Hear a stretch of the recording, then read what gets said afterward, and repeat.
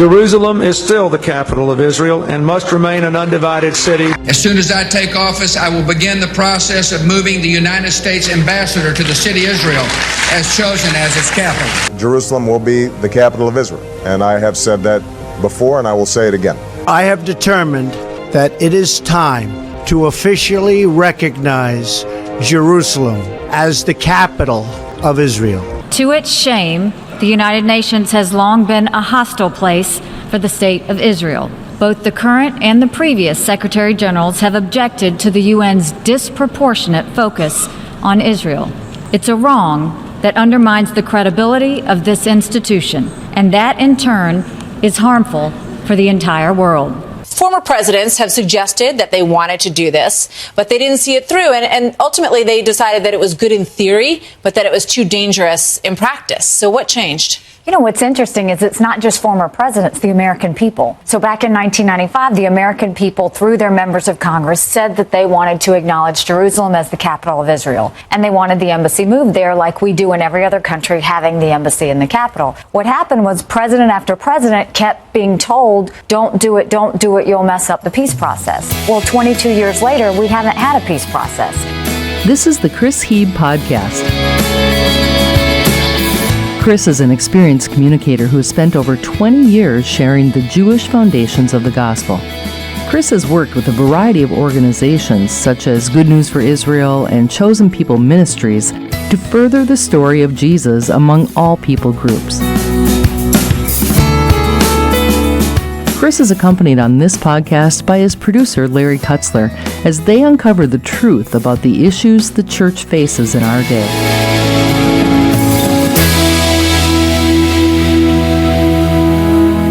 Well, Chris, so many Christians today do not have a really good understanding of the importance of Israel and Jerusalem. And so maybe you could give us a little bit of an insight into Mount Moriah and Jerusalem and all those things that seem to lay a foundation for their importance to the church. I just did a quick top 6 of why Jerusalem, Israel, Mount Moriah, where actually the Temple Mount sits, is so critical to your biblical foundation. Genesis 22, it's where Abraham almost sacrificed Isaac. That's the biggest story in the Old Testament other than the Exodus story, but it's a foreshadowing of God sacrificing his son 2,000 years later with Jesus. It's the city of David. David built his city there, and that's where the Temple Mount sits now. That's where Solomon built his temple. Jesus was crucified a couple hundred yards to the north of the Temple Mount as a part of the Mount Moriah, Jerusalem area. The third temple is going to be built there on the Temple Mount. Jesus' second coming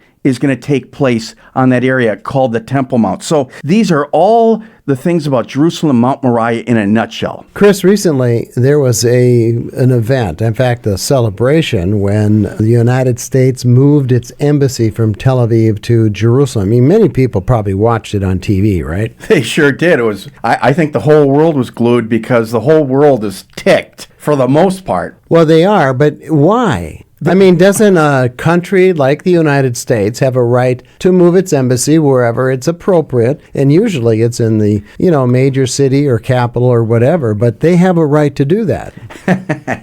You would think so, but remember, Jerusalem is unlike any city in history. I want to say that the history of all the cities of the world combined are irrelevant from a biblical standpoint. And that's why you and I talk all the time. I see the American church so biblically illiterate because it's about Israel, the Jews, Jerusalem, Jesus coming back to the Mount of Olives, which is Jerusalem, and Jerusalem is the focal point of the rest of God's plans. You know what I can't understand, and I know we've talked about this privately for a long time, and even on some of the podcasts. What I don't understand, Chris, and if you could explain it to me, is that the Bible, from Genesis to Revelation, is all written by Jews, which thus makes it a Jewish document. So then why are the Jews just totally disregarded when it comes to the importance to the church?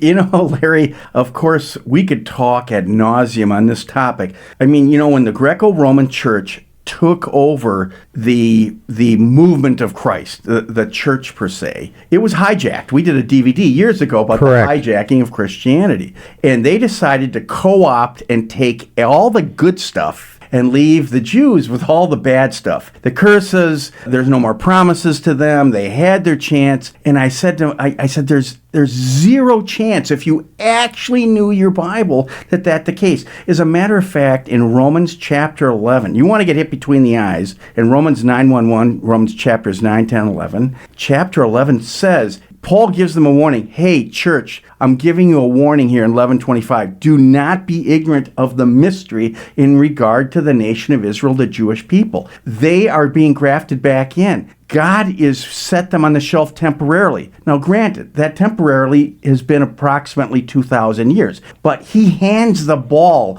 the baton, the gospel back to them, which is made clear in the book of Revelation.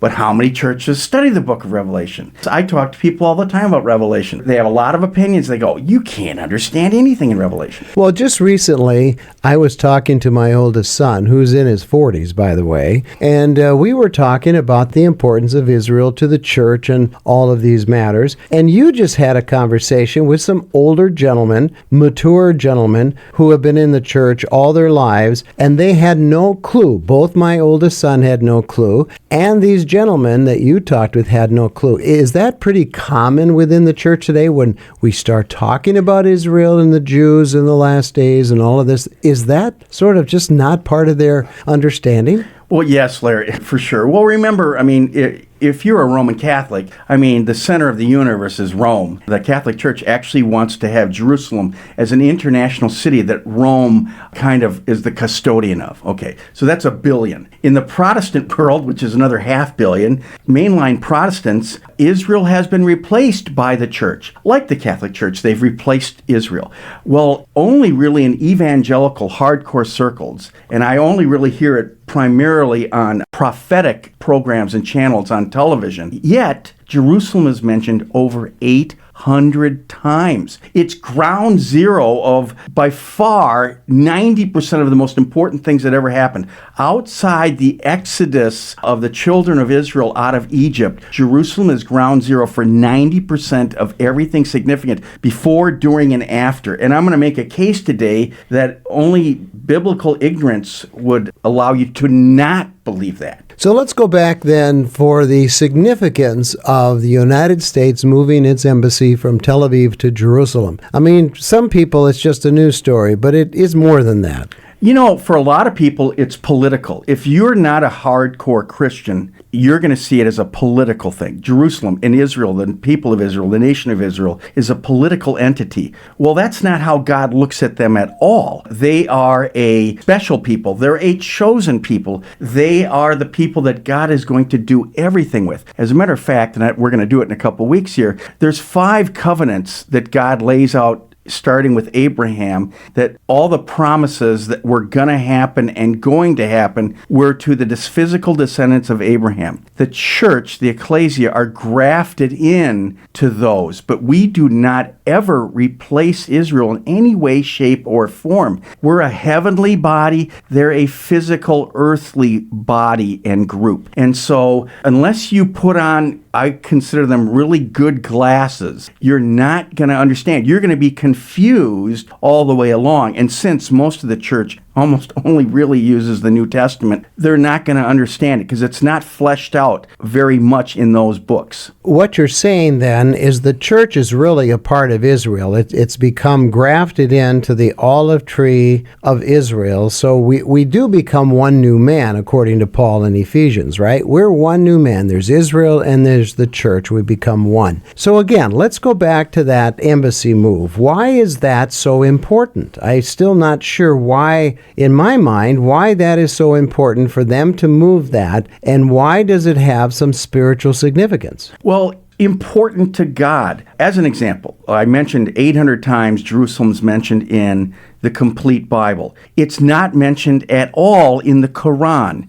The Quran, it became important to Muslims in the middle of the 19th century because they saw all the energy and activity taking place in this land called Palestine. And of course, the Bible never calls the nation of Israel the Holy Land, the land of Palestine. It's always Canaan, it's the Holy Land, it's Judea, it's Israel. If you're not looking at it from God's perspective, that He actually is the owner of Israel, you're not going to understand it. As a matter of fact, there's a scripture that talks about that God has written Jerusalem on the palm of His hand. Now, of course, that's a metaphor because God is spirit. But if you were able to go back 4,000 years, 3,000 years, like with a helicopter and hover over Jerusalem per se, you would see that there's a very unique, almost funky letter of almost kind of a W.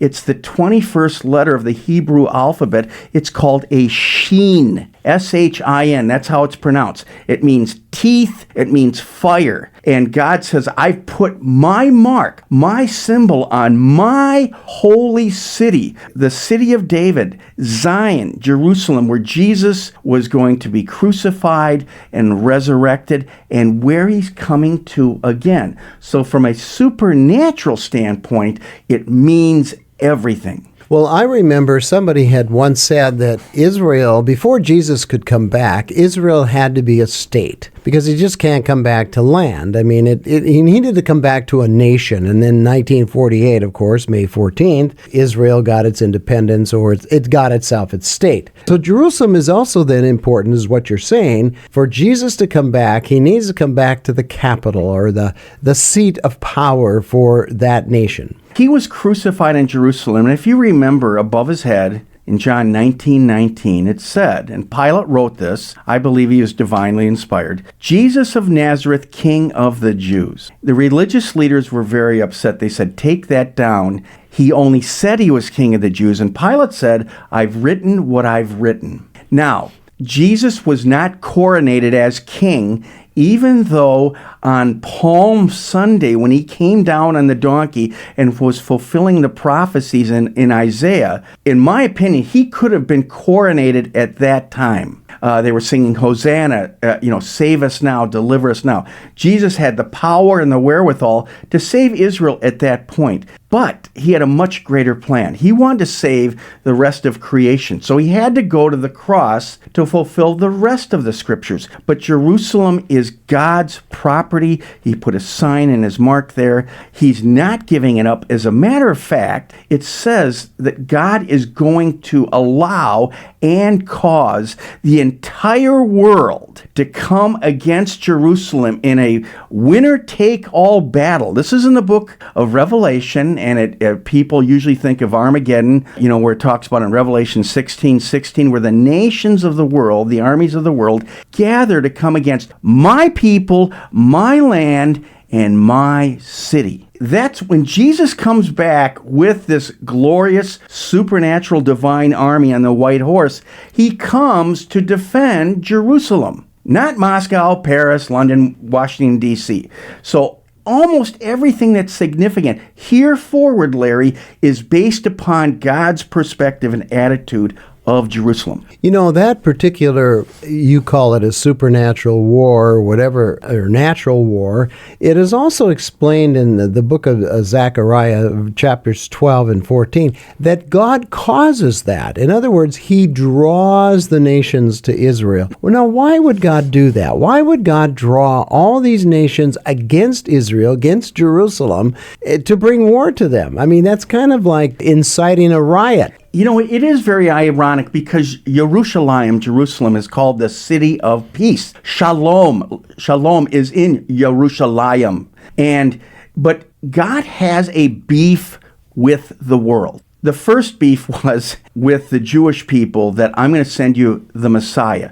But I'm going to send Him on my terms. He's going to be a suffering servant. He's not going to be a glorious, all-powerful Samson-like, Schwarzenegger-like gladiator. He's going to die. He's going to come as a very humble servant and lay down His life. But on Acts 2, when he comes back, granted 2,000 years later, he's going to come back with so much power. It says at his appearing, just his appearing is going to kill massive amounts of people. His glorious appearing is going to be so unlike anything. It's going to be like a nuclear bomb. So God says, this is my city. You guys have been arguing about this city, destroying this city, fighting this city forever. I'm taking it over. It's a hostile takeover. Now, that's not politically correct. I mean, you know, when we talk about Jesus or we talk about God in general terms, we're talking about love and forgiveness and mercy. That side of Jesus is never talked about, and it's really hard for some people to grasp because you don't think of God as somebody who appears, kaboom, and a bunch of people died. It does not compute into today's modern church. Well, that's why Revelation is by far the most controversial book in the New Testament. People avoid it like the plague. They ignore it if they can. They might take a verse here or there and, kind of use that. But to actually get into the book of Revelation, because here's this Jesus starting out in Revelation chapter 1. He's the Lamb of God, but he's going to have the wrath of the Lamb, and he's the Lion of the tribe of Judah. And he first gave the world roughly 2,000 years to accept his grace, his blood atonement offering to the world. Well, on some level, you might make a case that about a third of the world has accepted that. Okay, but for the most part, they're so caught up in their day-to-day lives and just living out their life their way.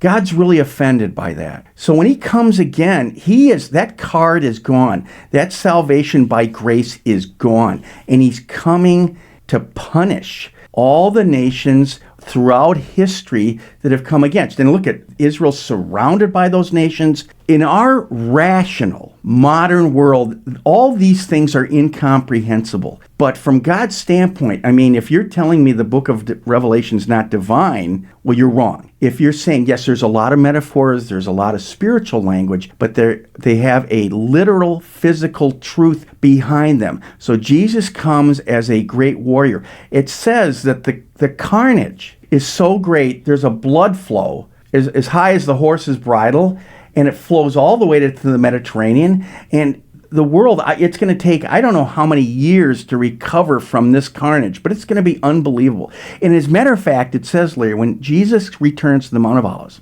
the greatest earthquake in world history is going to happen. And it says all the mountains of the world are going to be thrown down, and Jerusalem will be the highest point on earth. I've talked to some geologists about this. They said the only thing that you could probably do to cause that, I mean, you're basically almost throwing the world out of a warp or a rotation. The polar flips, the magnetic flipping of the polar caps could cause something like that. It says Jerusalem will be the highest point on earth. Everything will point up to it, and Jesus will be ruling and reigning for 1,000 years. 1,000 years. That's right. And the majority of the church cannot grasp that on any level. Chris, I was talking with a believer the other day about some of these things, and the thing that she said is that it's so negative. I don't really want to hear all the negativity the Bible has to say. But the Bible is a book of warning. It's also a book of teaching, but it's a book of warning. And if you say that I don't want to be warned of what God says is going to happen in the future, primarily because of the sinfulness of mankind, I mean, it's almost like sticking your head in the sand. And that's probably why we don't hear this stuff in most churches. Pastors know they want to keep their congregations happy, so we're going to have happy messages. Is that correct? What do you think? Well, it sure is. I mean, you can just go back to World War II. I remember that, Hitler gave these unbelievable warnings to the world. Hey, I'm basically taking over. And the rest of the world placated him, just said, okay, let's take this easy. Let's placate them. How about it? We just get a peace and amnesty for everybody. And Chamberlain went to Hitler and got his signature and says, "We have peace in our time." Well, it was a total joke. And within weeks of that, he invades Poland, and the largest war in world history starts. And Churchill had been complaining for at least 10 years. Here's a guy you would have probably never heard of. There's no World War II. Churchill is irrelevant in the history and the scheme of life. World War II changed the entire political economic system of the world. Now, you read the book of Revelation and the major prophets in the Hebrew Bible, you're going to find out Jesus once again is going to change all the political religious structure. He's going to throw down all religions, every single religion, including Roman Catholicism, is going to be thrown down. Jesus is going to be ruling and reigning. It actually says with a rod of iron. He didn't say, "I'm going to rule and reign with Hershey's Kisses." No, that's too bad. Or sweet nothings or cotton candy. Right. He's going to have to enforce this, which is very fascinating because he's proved he's God by all measure. Right. Right? The whole world will see him at the same time. We have that now with technology. And he's going to take over the world. I don't think the world is prepared for that. I think they go, look it, I want my 3 meals, I want my 401k, I want to be happy and get to work on my plan. Well, you know what? There's one plan, it's God's plan. And we're going to go with that or we're going to go against it. Well, Chris, you've talked about a lot of things today on the podcast. And in a short little statement, what would you say to our audience that they probably should be aware of as we move forward in light of what we've talked about? If you do not have Jerusalem at the center of all of your future teachings and understandings, you will be missing the boat. If you come into the New Testament, you're already missed 2/3 of the movie. Yeah, you're getting to it with the crescendo or the pinnacle. You're getting the conclusion. Right. But what people don't get is there's Act 3. Act 3, after creation, after Jesus comes, there's Act 3, and that's his divine intervention, hostile takeover. It has to get worse. Right now, we are on the side of Israel, and it's by far our greatest divine blessing of all time. But we are going to, I don't know how and I don't know when, we're going to turn on Israel, and that's when we're going to be punished, we're going to be destroyed. So all of this is not just something that you've made up in your head, Chris Heeb theology. It's all comes out of the scripture. So if people are listening today, and maybe some of them are confused or they're very much, we've tweaked their interest, where do they go for more of the same kind of thinking or more of the same kind of thinking? Articles, podcasts, where do they go? Well, we do have some on chrisheebministry.org. I'm putting them up as we speak. You know, there's great study material out. There's been obviously some great Bible teachers. You're going to find Revelation study material or the end times or tribulation stuff. There's so much in print. There's so much online. But remember, this is not a happy ending unless you think Jesus coming physically to rule and reign is the happy ending, which is the ultimate pinnacle of God's plan. Even though there's a lot of materials out there that will, confirm what you're saying, let's keep people focused on your website because that's where we know they will get this information. What is that electronic address? Well, it's chrisheebministry.org. Now, there are websites that have way more extensive end times material than I do, but you're going to get a picture, a greater picture, because I said if you don't understand Genesis, you're not going to understand the rest of the movie. Genesis is true. Genesis is fact. The second most controversial in the book of the Bible is the book of Genesis. That sets the foundation, the basement of the entire rest of the story of the descendants of Abraham, Isaac, and Ishmael. Ishmael is the blood relative of Abraham, and he's the blood father of the Arab and Muslim people. So there is a family feud. The Bible is a family feud. The great brother's son, Jesus, came to do an intervention 2,000 years ago. He's going to come again to do another intervention. For more information about Chris Heeb and his availability to speak to your church or gathering, please contact us at chrisheeb.org.